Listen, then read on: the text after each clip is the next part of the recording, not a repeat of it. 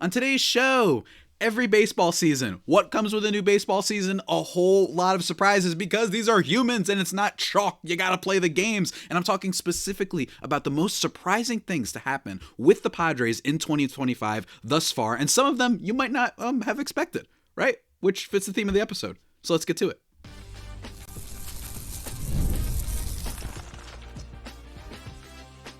You are Locked On Padres, your daily San Diego Padres podcast. Part of the Locked On Podcast Network, your team every day.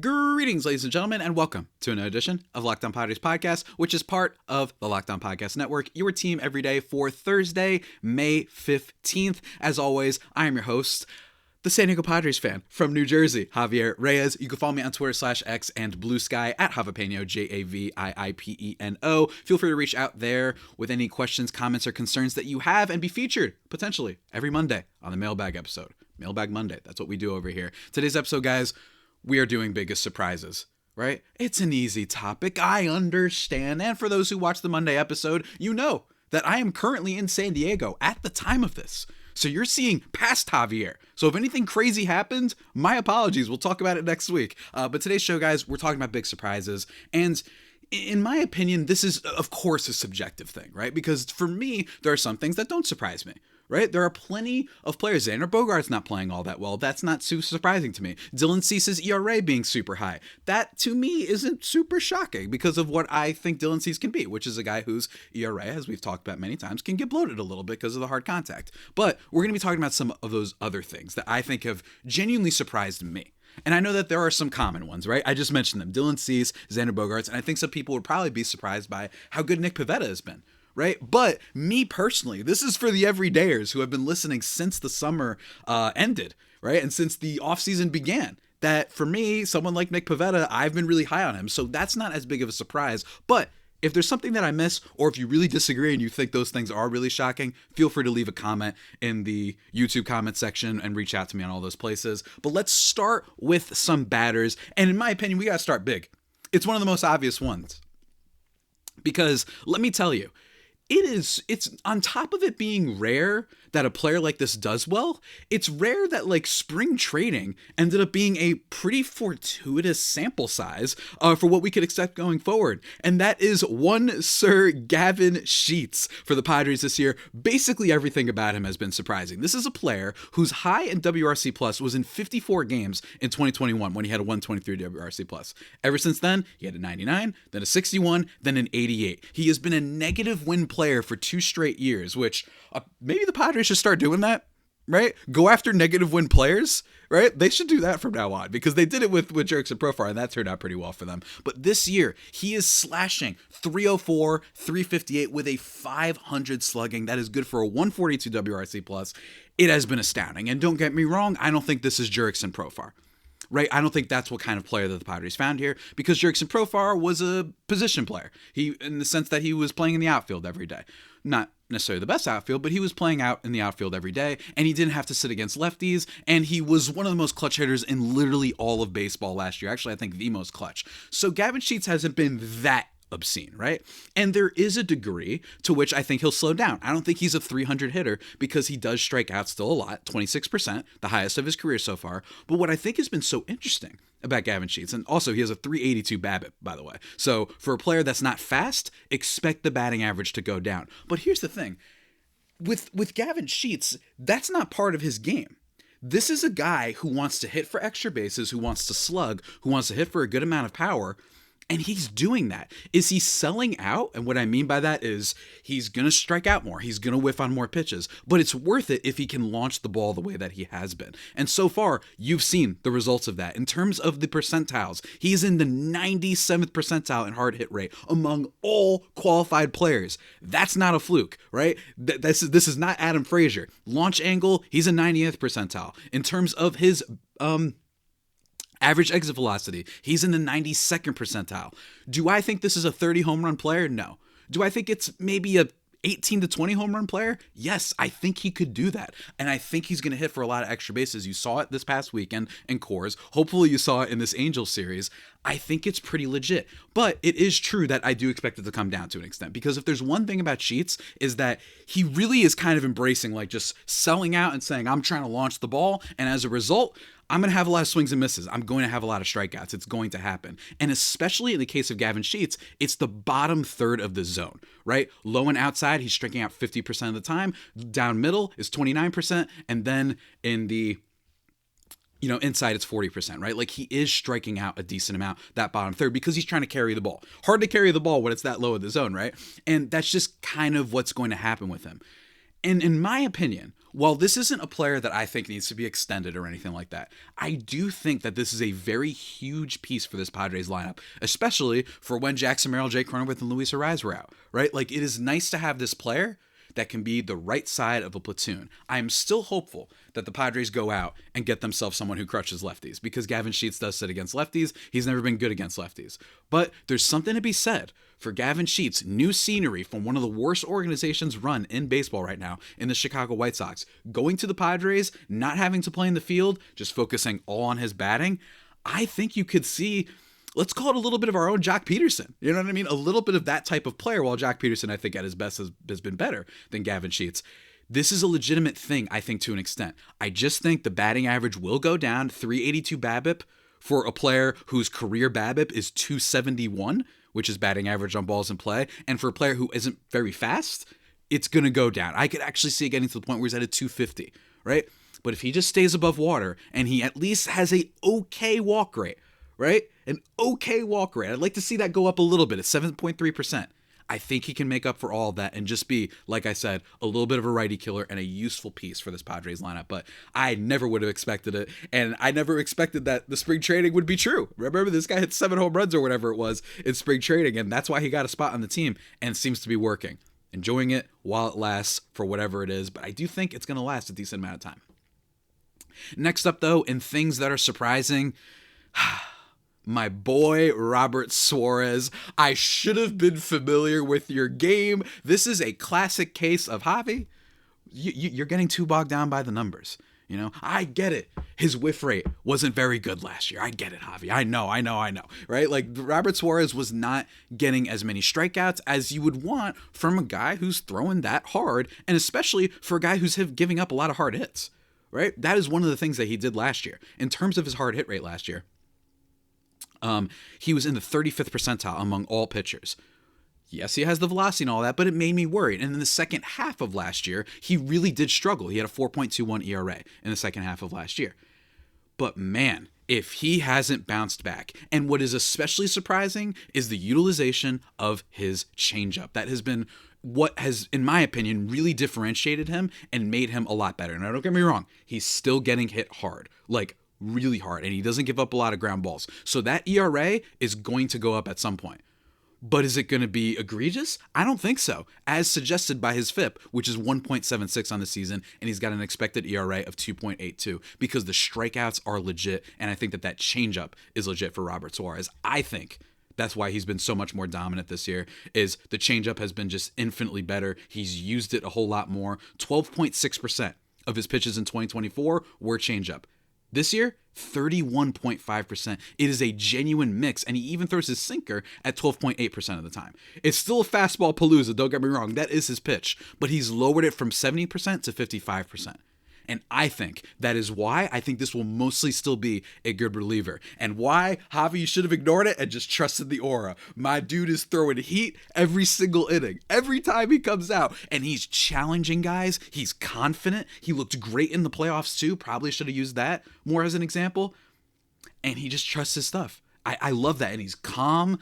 I love Robert Suarez, and he's a great story for a guy who came into the league at like 30 years old after bouncing around in international play, right? Robert Suarez, amazing. It looks like I was wrong about that, and I'm ready to kind of like fully say I was wrong about that. Some other takes I'm not ready to fully back out of. This is one that I think I am. But folks, that's not it for the most surprising things of the 2025 Padres. We've got some more we got to get into, but first, a word from our sponsors. And that sponsor is a real good one, folks. It's the one that helps you out when it comes to all of your supplies, when it comes to the trades, dare I say, the skilled trades. Plumbing, HVAC, electrical work. Supply House is the reliable way to order products online. Their easy-to-use website is packed with helpful resources and the latest product info to help you get the job done right. Plus, with a complete inventory of over 200,000 parts from 400 plus top brands, you'll find exactly what you need delivered fast from coast to coast. And if you need help with an order, fear not. Supply House offers expert support and industry-leading service, so you'll always talk to a real person. And for trade pros looking for an extra edge, their free Trade Master program offers exclusive perks like a dedicated phone line, free shipping, and discounts on every order. Thousands of skilled professionals are already taking advantage. Now it is your turn. So join the Trade Master program today at supplyhouse.com/TM and start ordering plumbing, HVAC, and electrical supplies with just a few clicks. Plus, use promo code SH5 for 5% off your first order. That's supplyhouse.com.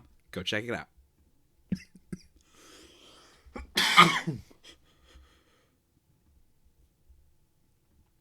And just like that, everybody, we are back here thriving and vibing on the second segment of this here Locked On Padres podcast. If you guys heard me cough during the ad read, I tried to get through it. What can I say? I know if you might have heard that on the audio, my apologies, everybody. That was just, I tried, but I didn't want to mess up the read. It feels weird when you mess up the read. I don't know what to say.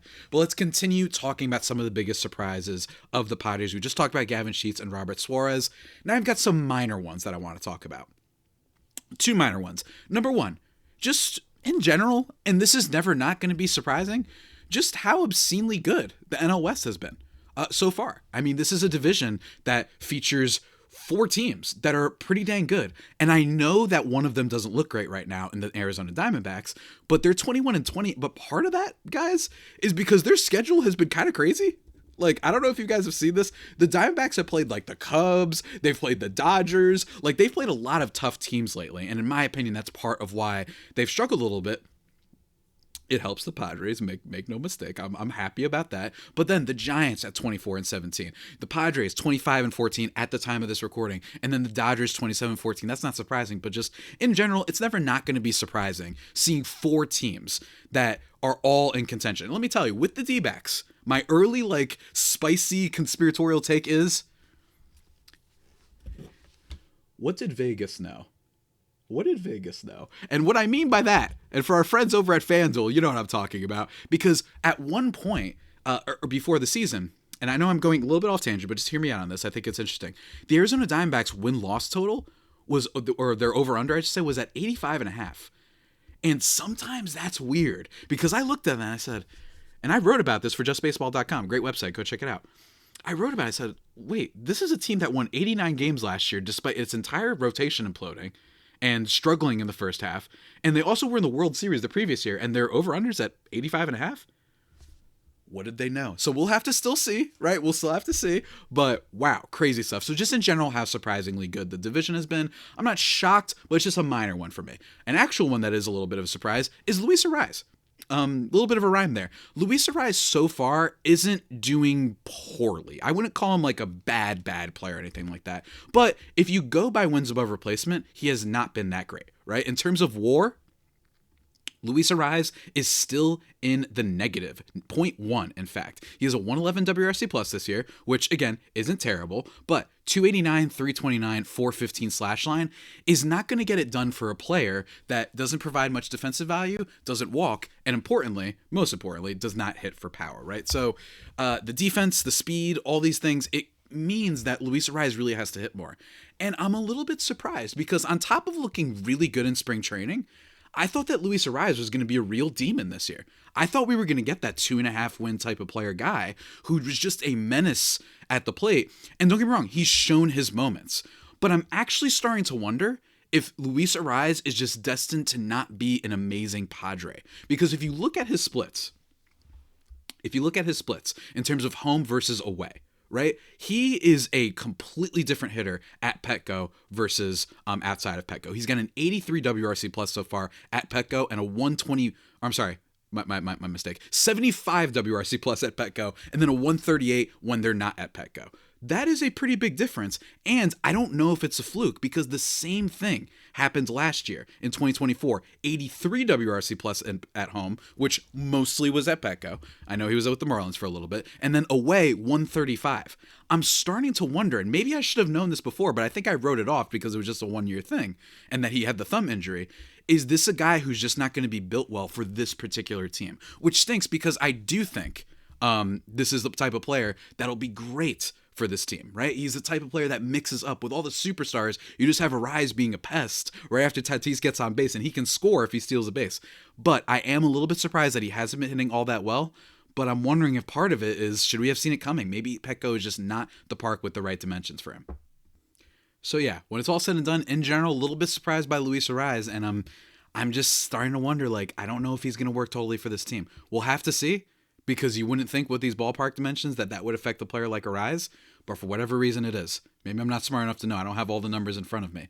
But yeah, just has not been that plus 128, 130 WRC plus type of guy that we expected. I think it's going to get better.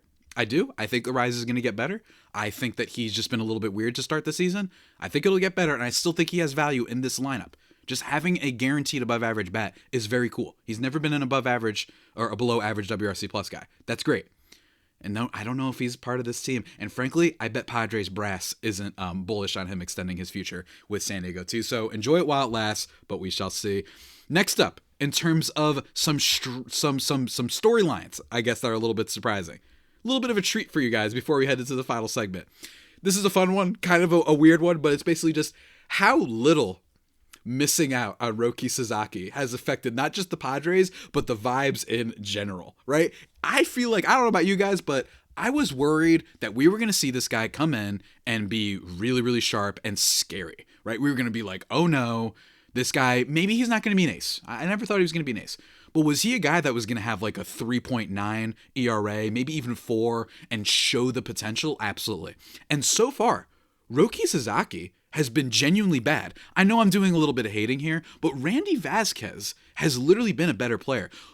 Roki Sasaki has only a 15.6% strikeout rate, and he's walking 14.3% of batters. The fastball is one of the worst pitches by every advanced metric, basically, in all of baseball. It's got a stuff plus of like 89. It's no good. And the fastball velocity has gone down significantly ever since he joined with the Dodgers, although it has been going down for a few years now. His other stuff is good. So I do think that there's some potential here. But if I'm lying, I'm dying. Am I a little bit somewhat... If someone offered me a little bit of a wager, FanDuel offered it, who will have a better season? Stephen Kolek or Roki Sasaki? I wouldn't hate taking the former right now. I'm a little bit surprised by how much not having what many people called a number one prospect in all of baseball for a team that has all these financial constrictions because of how much they've spent, how little it seemingly affected us. It's fantastic. I love it. I'm having a blast. I'm rooting for Roki. I hope he does well to an extent, right? I'm still annoyed with all that, in my opinion, the little bit of a facade that was put up, right? A little bit of a witch hunt, dare I say, for that sweepstakes. But in general, it's amazing to watch, guys. It's amazing that this is happening. And frankly, it is another reminder. And while I stand by all my takes about the Dodgers and about the problems with baseball, and that it is not a good sign that there's only like 5 teams that get to have fun every offseason, and even the guy who it wasn't a money issue still chose LA, it still shows you got to play the game sometimes, especially when it comes to specific players, right? Everybody is going to freak out when certain players sign with the Dodgers or with the Phillies or with the Yankees or with the Mets. Sometimes they don't turn out amazing, right? That's just what happens. And Roki might very well get better next year, and I'm going to be freaking out. But so far, it's a little bit of an odd, zany, idiosyncratic one to choose. But that is one of my other surprises for 2025 thus far. But we're not done yet, everybody. We got to talk about a few more surprises for this year in just a second. But first, a few words from our sponsors.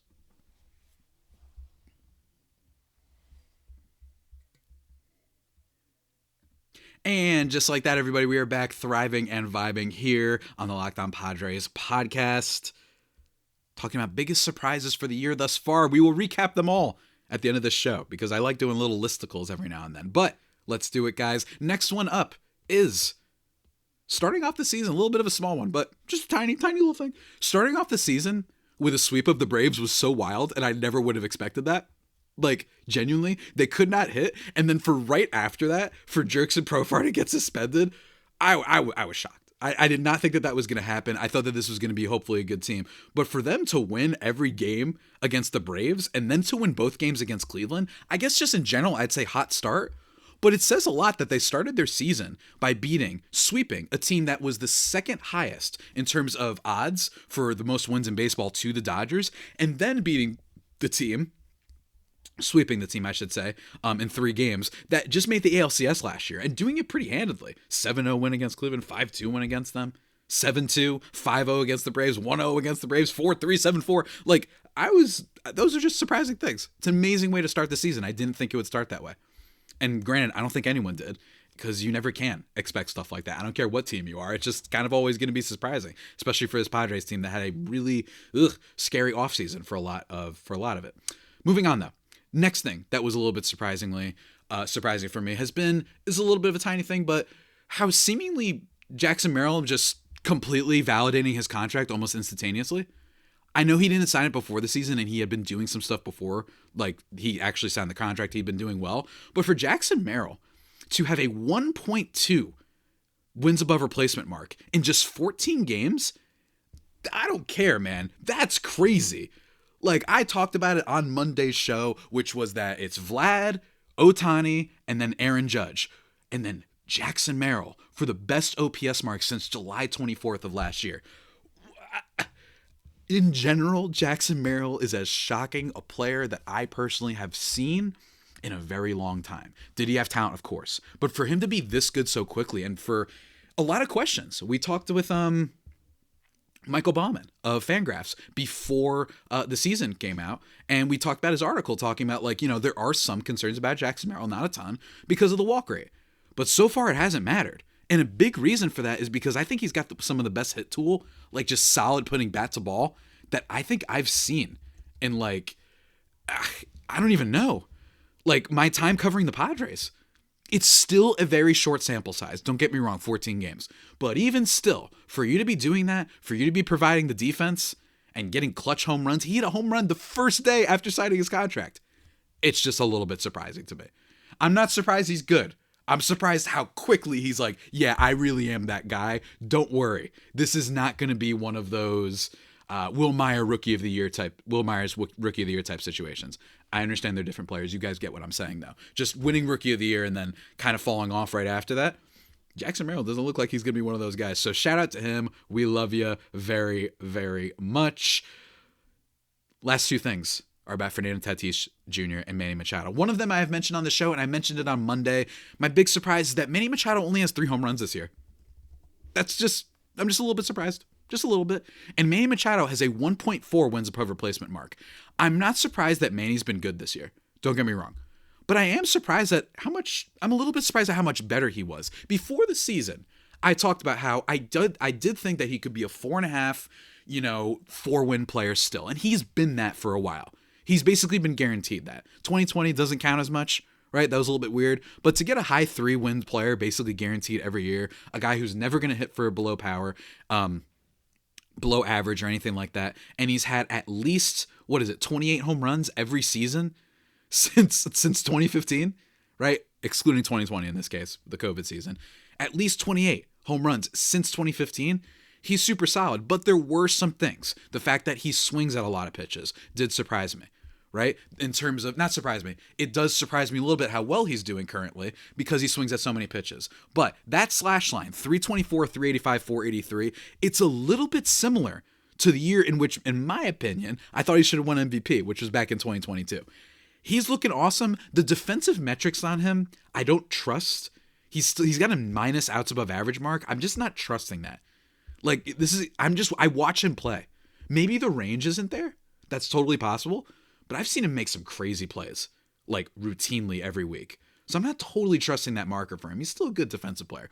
But even still, the fact that Manny Machado is doing what he's doing, and he's getting even a little bit unlucky. He has a 379 weighted on base, and he has an expected weighted on base of 412. That is extremely high. In fact, Manny Machado's expected weighted on base, it's like extraordinary. 95th percentile in Major League Baseball. That is not what I expected. I thought we were getting a really good player who we love very much. You get what I'm saying? I did not know that we would be getting potentially a player who still looks like he's got an MVP ahead of him, or at least MVP value. The only players ahead of him in terms of expected weight on base are Aaron Judge, Shohei Ohtani, Pete Alonso, Juan Soto, Kyle Schwarber, shouts to my guy, Fernando Tatis Jr., Jonathan Aranda, Kyle Tucker, Rafael Devers, and Ben Rice. I'm a little surprised, but what can I say? The bigger surprise thing, though, is the fact that he only has 3 home runs. That's crazy, right? This guy's hard hit is in the 96th percentile. I just told you about the expected weight on base. He's barreling the ball at least enough as you need. His baseball savant is bleeding red. Yes, he whiffs a little bit. Yes, he chases a bit too much. But only having 3 home runs, a little bit surprising. He's just turned into he's taking what the defense gives him. You know, he's taking what they give him, and he's hitting up really well. And while I do think because of the whiffs in the chase that you could see him go through some slump periods over the course of the year, the fact that he might be getting a little bit unlucky, I didn't see that coming. Last thing, though, for the most surprising things for the Padres this year is a little bit of a bad one. So maybe I shouldn't have ended on this one. But it is Fernando Tatis Jr.'s struggles. I put a mean accent on that. Fernando. That was weird. Anyway, Fernando Tatis Jr. struggles against lefties this year. Whoa, Javi, what are you talking about? Well, for one thing, I guess it's just a constitutional requirement that every year the Padres have a batter that gets randomly, obscenely bad against lefties. Jake Cronenworth was that player last year, right? I don't know what it is. And Fernando Tatis Jr., the reason this is a surprise is because he's never done this before. Like, this has not been an issue with him. Thus far through the season, he has, against lefties, a 76 WRC plus and a 201. A 201 against righties. So he's more than making up for it. Make no mistake. But that's a little odd. And I look at that and I say, okay, am I crazy? Like, I've been covering this team for a while, but maybe I forgot something. Is he just not as good against lefties? No, he's actually basically identically good against lefties. He has a 142 WRC plus against lefties in his career, and then a 139 against righties. So he's actually been a little bit better against lefties.